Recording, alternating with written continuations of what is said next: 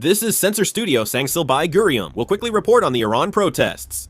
This is Kerman Shah. Armed clashes broke out between Iranian security forces, the government, and uprising Kurds. Footage shows fighting between security forces and Kurds. As protests spread, battles have erupted. This footage shows Iranian protesters now armed with firearms confronting security forces, including firing shotguns at them.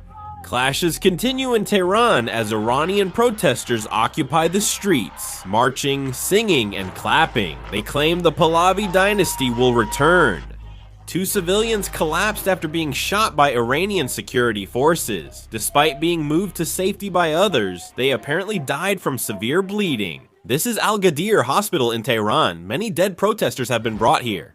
Bereaved families are searching for loved ones. In Tehran, protesters have attacked a customs building on a large scale. Iranian protesters kept demonstrating in a Tehran residential area and in Shiraz. With Starlink providing internet in Iran, more news from inside is emerging, including reports of ongoing protests in Shiraz. This is Zahedan in southeastern Iran. Near the Maki Mosque here, Balak women wearing hijabs took to the streets in protest. They continued their demonstrations, saying that the Pahlavi dynasty would return. This is Zahedan. Iranian security forces fired on protesting Balak people. Iranian protesters block streets, chant death to Khamenei, and demand the Pahlavi dynasty's return. This footage shows them at an unknown location. Protesters say they'll give their lives for Iran, not Gaza or Lebanon. Khamenei offered $7 a month to end the protests. The Iranian prosecutor warns those who commit sabotage, arson, or violent clashes with security forces will face the death penalty.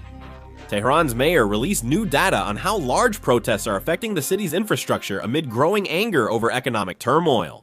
Mayor Alireza Zakani stated that protesters attacked 26 banks as well as economic infrastructure, 2 hospitals, and 25 mosques. He also added that police facilities and 48 fire trucks were attacked. Additionally, Mayor Zakani mentioned that a bank run occurred at Iran's largest bank, Bank Melli, causing a temporary suspension of cash withdrawals. Elia Hashemi, an Iranian opposition journalist, interviewed a Tehran hospital doctor who said he'd been in surgery all night.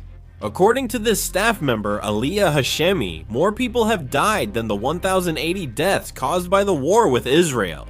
As protests grew Friday and internet restrictions increased, Iranian education authorities said some schools would close until Sunday and move classes online.